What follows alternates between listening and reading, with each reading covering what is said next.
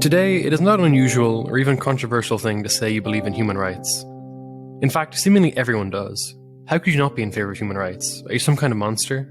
But when did this term come into vogue? We all use it now, but for most of recorded history, the phrase human rights was not deliberately uttered or written by many thinkers, though the concepts and ideas behind them were developed and grappled with, of course.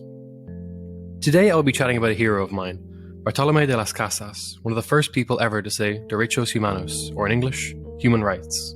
He made a name for himself in the 16th century as an advocate of the rights of the Amerindians. He spent his life condemning the brutal imperialism of the Spaniards, and over time he grew more radical, arguing that all forms of slavery were a moral evil, 200 years before the abolitionist movement ever even gained traction. I think there is a huge amount we can learn both politically and personally from Las Casas. On the political end, he articulated a philosophy that defended the dignity and rights of all peoples. By the end of his life, he ardently believed all of mankind is one.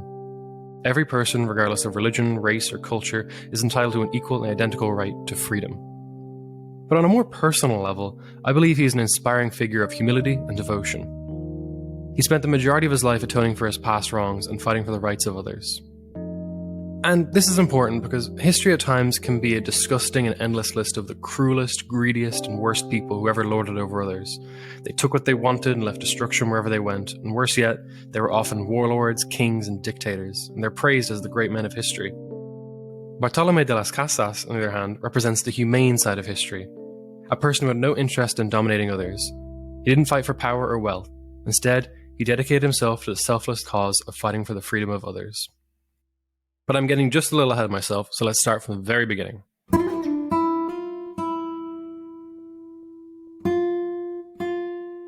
Bartolomé de las Casas was born on November 11th, 1484, into a small noble family in Seville, in Spain. It is possible that his family descended from conversos, Jewish people who had converted to Christianity.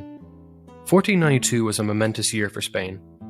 After hundreds of years of fighting, starting in the 8th century, the Spaniards accomplished their goal of driving out Muslim Moors of the Iberian Peninsula. In the same year, Christopher Columbus discovered the New World, America.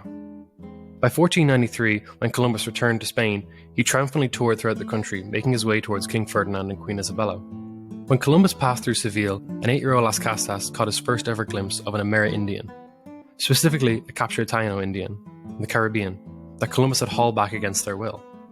The Tainos were unlike anything people of Seville had ever seen before in their lives.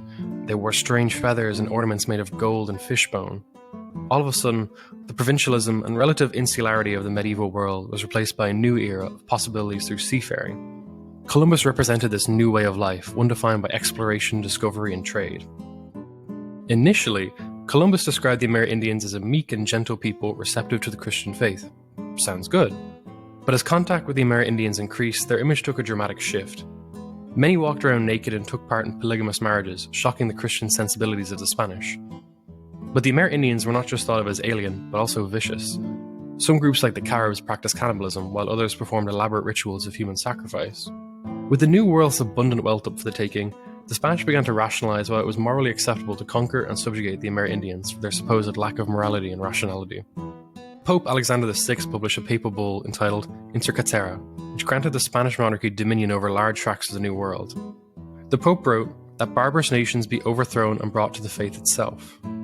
Furthermore, he solidified the Spanish kingdom's claim over the New World, writing, "We make, appoint, and depute you and your said heirs and successors lords of them with full and free power, authority, and jurisdiction of every kind." Thus, the Spaniards could confidently say that their conquest had the backing of God's representative on earth, the Pope of all people. By 1510, the Scotsman John Major theorized that the Amerindians were slaves by nature. He took the term from Aristotle, who described a natural slave as a person who participates in reason only to the extent of perceiving it, but does not have it. The Amerindians' practice of cannibalism, polygamy, and human sacrifice was apparently evidence that they could not understand or interpret natural law.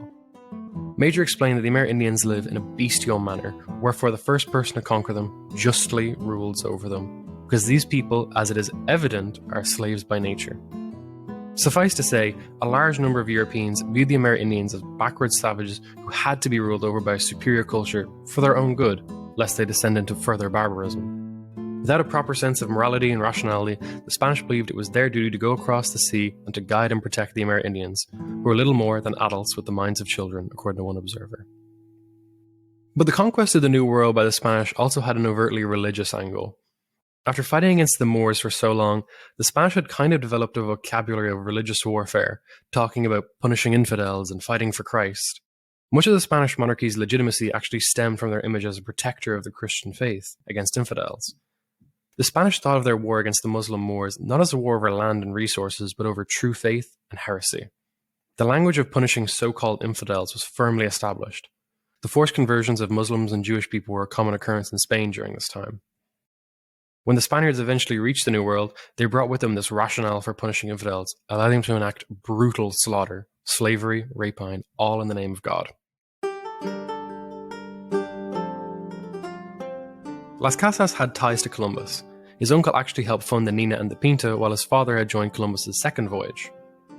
When Las Casas' father returned to Spain in 1499, he gave his son an Amerindian slave that Columbus had gifted him. However, Las Casas did not hold this new slave for very long. Queen Isabella was furious with Columbus for enslaving the people she thought of as her new subjects. She commanded slave owners to return Amerindians to their homes, threatening death if they disobeyed. After completing his studies in the school of San Miguel in 1502 at the age of 19, accompanying his father, Las Casas set sail for the New World on the expedition of Nicolas de Ovando. He arrived in Santo Domingo, the capital of the Spanish colony Española. While present, Las Casas became a slave owner under the institution of encomienda. Under this system, Amerindians were forced to work on plantations or in mines. Their bodies and labor were awarded to settlers who were expected to protect and instruct their slaves in the way of Christian faith. Slaves were often kept in check by whips, canes, and dogs that would chase and maul them if they attempted to run. Amerindians were often marched miles away from their homes, worked to the point of exhaustion, and beaten viciously.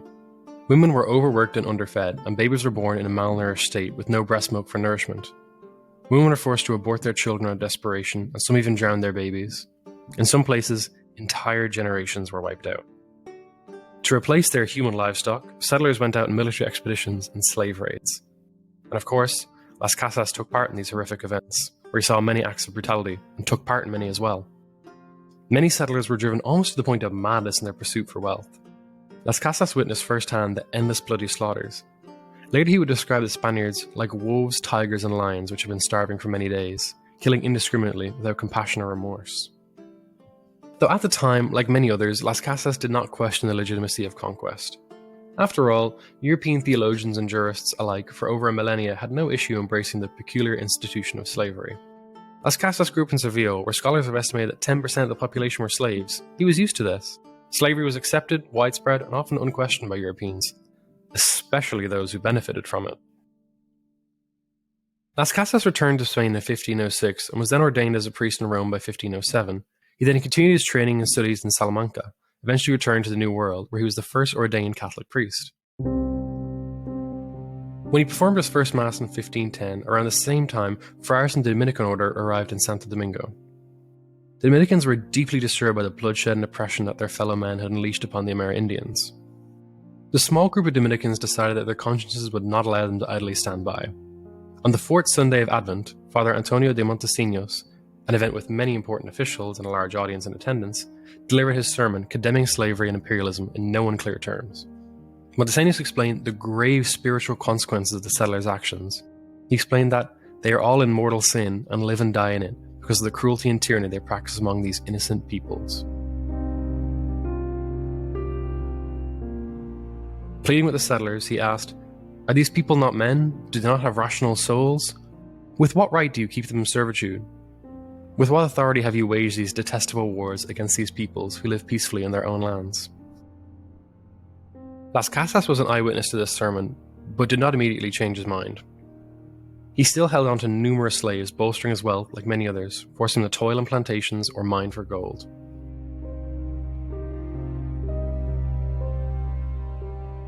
Wealthy slave owners were appalled by Montesinos, and royal representatives were disgusted by the Dominicans, who now refused to give confession to anyone who owned slaves. Even Las Casas, a fellow man of God, was denied confession for holding slaves. And because of it, Las Casas began to fear for his soul. Unable to absolve himself of sin, he began to worry about his fate in the afterlife, whether he would arrive at the pearly gates of heaven or be punished for the slaves he captured in the fires of hell. After all, Las Casas captured slaves, helped out in expeditions, and used slaves to extract wealth at the cost of others' blood, sweat, and tears.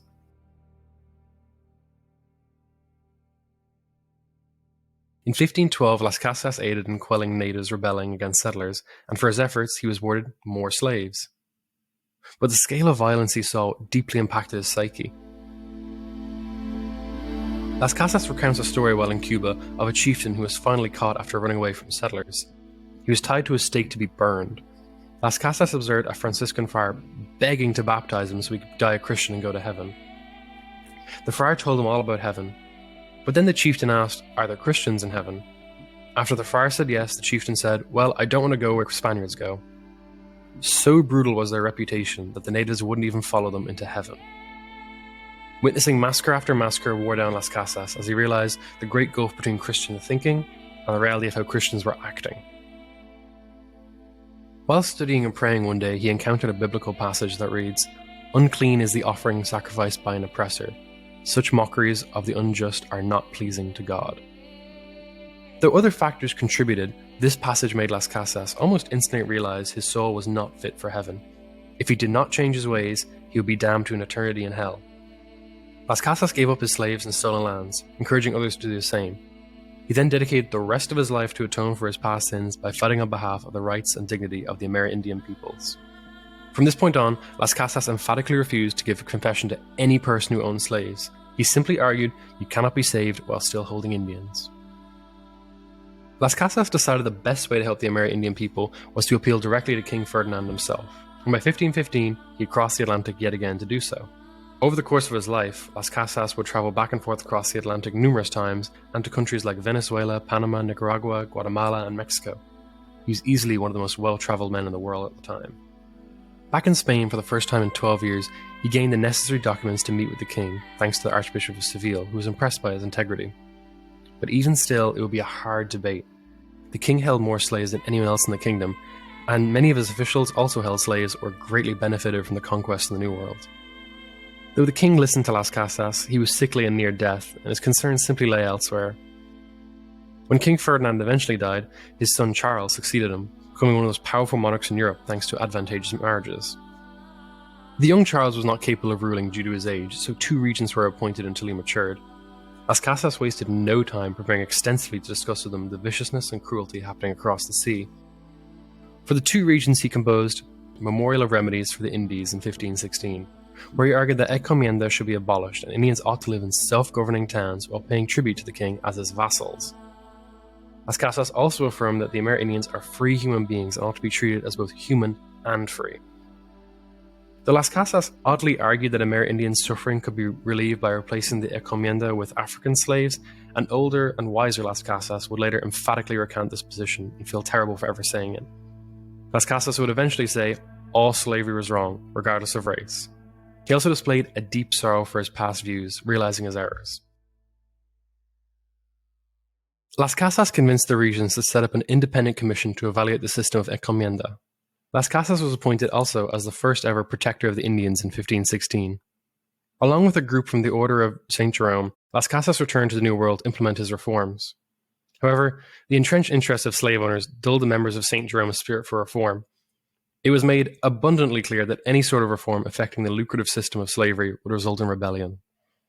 Las Casas, furious and disappointed, condemned royal officials who held slaves, saying that they are murderers and deserve to die. Many slave owners would fear the reforming tendencies of Las Casas, and they decided to work their slaves almost to death to extract the maximum amount of gold they could before their way of life was undermined. But the reality was, Las Casas was a lone, isolated voice. He couldn't really enact much change, and by 1517, Las Casas was licking his wounds, returning to Spain. Through skillful persuasion and lobbying, after 3 years, Las Casas convinced King Charles to grant him permission to found settlements located in modern-day Venezuela.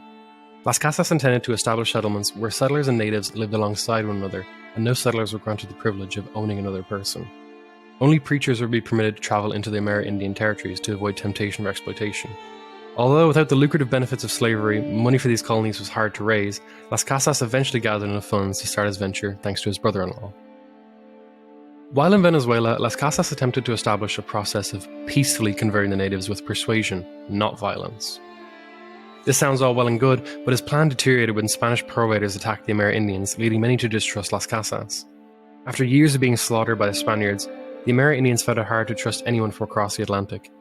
The native Caribs attacked Las Casas settlement, which eventually collapsed. And the failure of Las Casas' efforts strengthened many of the king's advisors' belief that the only way to live alongside the natives was to subjugate them by force. Pressed by the combination of greed and apathy from his fellow Spaniards, Las Casas retreated and joined the Dominican order at Santo Domingo, starting as a novice in 1522 and becoming a friar a year later. Over the next 10 years, Las Casas plunged himself into extensively studying the Dominican curriculum of scripture, the church fathers, ancient philosophy, canon law, and scholastic philosophy. Las Casas was greatly influenced by the writings of the church father Thomas Aquinas, a proponent of natural law and a giant of both theological and philosophical thought. By 1527, Las Casas began work on his History of the Indies, a book he would edit, tweak, and add material to for the next 30 years until its final version in 1561. In this book, Las Casas recounted many of the horrors he saw, while also condemning his former advocacy of replacing Indian slaves with black slaves, making him virtually the only European to oppose black slavery in the 16th century. That's quite forward-thinking for a person who came 200 years before the abolitionist movement even started. During his decade of missionary work and scholarly research, Charles, the King of Spain, was elected as Holy Roman Emperor, making him now Charles I in Spain and Charles V in Germany. He now held one of the largest empires in human history, and the Spanish attitude adapted to this new political reality with an increased zeal for an extensive empire. With a small army of 550 men, Hernán Cortés brought about the destruction of the Aztec Empire, of course with some help from general smallpox, that killed millions of natives whose immune systems had no defense against the European disease. In 1534, Francisco Pizarro followed in his footsteps, conquering the Incas by force also. Las Casas and many other members of religious orders traveled to the mainland to preach the Christian faith in 1536. The Franciscan order believed the most efficient way to convert the natives was simply to baptize them en masse with little to no instruction. In 1537, Las Casas wrote a book entitled The Only Method of Attracting People to the True Faith, where he refuted the idea that the Amerindians could be converted by force. Sounding very much like a classical liberal in his hatred for conflict, Las Casas would write, "War fills every place with highwaymen, thieves, ravishers, fires, and murderers." And he pondered, what is war but general murder and robbery among many? For Las Casas, the only way to convert people was appealing to their reason and persuade them as rational and equal beings worthy of respect. Freedom exists not for Las Casas because simply humans want to be free and it's nice. It's a fundamental part of their nature as human beings. God gave every person the gift of free choice, leaving each person to decide their own fate. Influenced by Las Casas' sound arguments, the Pope published a papal bull, Sublimus Deus, in the same year, saying that the Amerindians were rational beings capable of receiving the Christian faith willingly by learning instead of dunking some confused people's heads into water, then saying they'll go to heaven when they die. But Las Casas' book was not simply a philosophical treatise, it was a guide to action. To avoid settlers' interference, Las Casas went deep into Guatemala, where there were no colonies at all. But Las Casas was successful in converting many of the natives through persuasion and argumentation. What was once dubbed the Land of War started to be called Vera Paz, meaning true peace.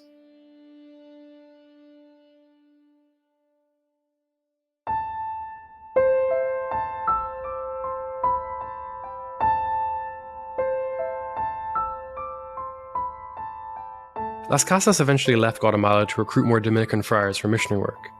After a year in Mexico, Las Casas once again braved the Atlantic, returned to Spain for the first time in nearly 20 years. While Las Casas' official reason for being in Spain was to recruit more friars, he seized the opportunity to lobby for the Spanish King Charles, who was no longer a boy, but a fully grown man at the head of one of the most powerful states in the world. The institution of encomienda, synonymous with slavery, had been abolished in 1523, but quickly reversed in 1526 after royal officials protested. Vested interests and all that. Las Casas wanted to firmly abolish encomienda and the slavery that followed from it, once and for all. He put immense pressure on the Cardinal Garcia de Loaesa, who had no affection for Las Casas whatsoever, and the Council of the Indies, that acted as the governing body for the New World colonies. By 1542, Las Casas called a special council to assemble at the city of Valladolid to examine Las Casas' arguments and issue appropriate laws in response. Las Casas' predominant strategy was to overwhelm the council with bottomless amounts of evidence of the brutal and cruel mistreatment of the Amerindians. For effectively weeks, Las Casas entered the meetings and read for hours and hours his memorial of atrocities as his aides distributed piles of documents affirming what Las Casas had just said. He described in horrific detail how the Amerindians were tortured, raped, killed, and enslaved for hours and hours on end, day after day, week after week. He constantly urges listeners to meet the standards expected from a good Christian by citing scripture, but he also reminded them of the fiery torment of hell that would await them if they sat by apathetically. To atone for these atrocities, Las Casas proposed abolishing the system of encomienda, eliminating slavery, restoring the freedom of currently held slaves, allowing Amerindians to rule over their own lands, and acknowledging that conquest was not only illegal, but fundamentally immoral. Observers were stunned by his stories and impressed by the unparalleled passion he had. King Charles even sat in on some of the sessions in shock at the brutality that had been done in his kingdom's name. Convinced, Charles issued the new laws of 1542 that aimed to eliminate slavery, prohibit wars of conquest, and affirm the dignity of the Amerindians as subjects of the Spanish crown. It was a colossal shift in the relationship between settlers and natives. The system of encomienda was to be phased out by reverting slaves to the crown after the death of their owner. This was meant to phase out slavery over time, but Las Casas did not think that these laws went far enough, as numerous slaves would die in slavery. But at least it was a step in the right direction. Or so Las Casas thought. In 1542, Las Casas was appointed as Bishop of Chiapa in Mexico, where he planned to replicate his success in peacefully converting natives and enforcing the new laws. When Las Casas returned to the New World, he was hated by the bitter slave owners who saw him as a thief of their fortune. But words on a page don't always translate into laws and reality. Many slave owners rioted, and with many public officials owning slaves, the laws were simply not enforced.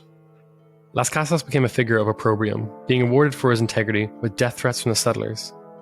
By 1545, after 3 years, the new laws were revoked to strengthen the system of encomienda, infuriating Las Casas, as slavery would survive.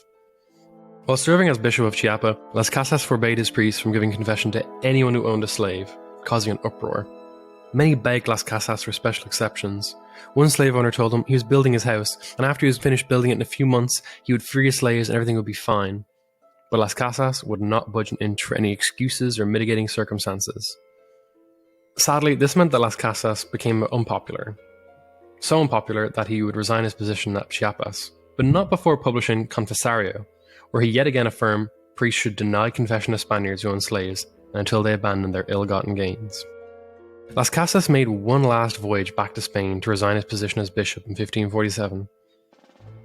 Fearing slave owners would pass their slaves on to the next generation, creating a perpetual cycle of bondage, Las Casas redoubled his efforts, writing frantically despite all the hardships and ridicule and hatred he had endured.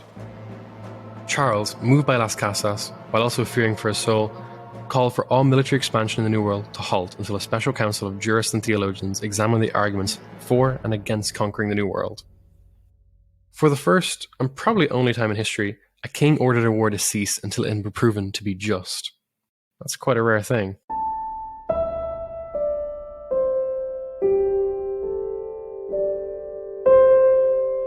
Unsurprisingly, Las Casas represented the side against conquest, while his opponent, Juan Ginés de Sepúlveda, an acclaimed scholar and translator of Aristotle, argued in favor of conquest and slavery. Sepúlveda had already published Democracia Segunda, where he argued in favor of waging war against the Amerindians. Both speakers presented their arguments and rebuttals separately. The council met at Valladolid and began by hearing Sepúlveda's arguments. Following his Democracia Segunda closely to justify conquering of the New World and subjugation and enslavement of natives, Sepúlveda believed the Amerindians resembled what Aristotle called slaves by nature, what we already talked about. A person, as Aristotle says, who participates in reason only to the extent of perceiving it but does not have it. Sepúlveda viewed the Amerindians as an inferior species that almost looked like children who ought to be ruled and guided by their colonizing betters. Sepúlveda didn't really fully believe the Amerindians were human. They must have been something else. It took Sepúlveda about 3 hours to make his argument, where he expressed the Amerindians were not fully human, or at the very minimum, they were at least an inferior breed of human when compared to the Spanish. Las Casas, on the other hand, took a full 5 days of reading his writings that he would later publish as the Apologetic History of the Indies. In stark contrast to Sepúlveda, Las Casas explained that the Bible contradicted the idea of natural slaves in Genesis, where it is written, God created mankind in his image. In the image of God, he created them, affirming the universality of human nature. Sepúlveda's assertion that huge swaths of humanity were mentally deficient contradicted God's design for humans. Since all humans were made in the image of God, who is the supreme intellect, human beings are capable of using reason to interpret and understand the world and discern moral principles. Las Casas wrote, "Thus all mankind is one, and all men are alike in what concerns their creation and all natural things. And no one is born enlightened. From this, it follows that all of us must be guided and aided by those who were born before us. All humans are capable of improvement through the use of their reason. That means that force and coercion and threats are inappropriate tools to use on humans." Las Casas believed the only way of advancing civilization is through what he calls the method that is proper and natural to man, namely love, gentleness, and kindness. Las Casas' arguments remind me of the first line of the libertarian philosopher Robert Nozick's Anarchy, State, and Utopia. Individuals have rights, and there are things that no person or group persons may do to them without violating their rights. Threats and violence are ill-suited to humans who are rational by nature and need reasons for why they do things.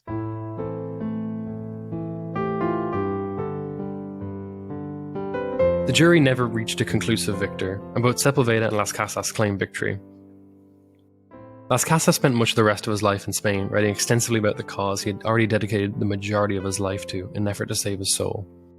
By 1561, Las Casas moved to a Dominican monastery in Madrid, where he would reside for the rest of his days. He spent his time finishing his history of the Indies and apologetic history, while also writing Concerning Kingly Power, a treatise on the nature and limits of political power. Las Casas outlined his three main political principles. That sounds surprisingly modern. Firstly, all power comes from the people. Secondly, power is vested in rulers to benefit and serve the people. And lastly, all important government decisions require the consent and consultation of the people.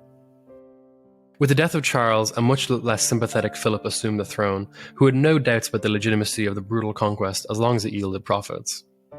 As Las Casas neared his death, he must have despaired as the Spanish king turned away from his humane teachings.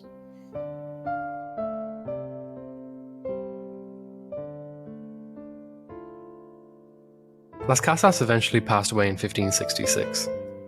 He spent the majority of his 81 years fighting for the rights of Amerindians. He risked his life crossing the Atlantic numerous times, went completely against the dominant belief of his times, and because of it, suffered scorn, mockery, ridicule, threats, all to make up for past misdeeds. His life was dedicated to fighting imperialism and racism while affirming the basic dignity and rights that ought to be universal to all people. Honestly, I have barely scratched the surface of Las Casas' complicated life and thought. He lived in extremely interesting times, whether he liked it or not, but he rose to the challenge. I can think of no other way to describe Las Casas than the humane hero of history. If the questionable Christopher Columbus can have a holiday named after him, I think there's a pretty good argument that there ought to be a Bartolomé de las Casas Day, dedicated to celebrating resistance to tyranny and oppression.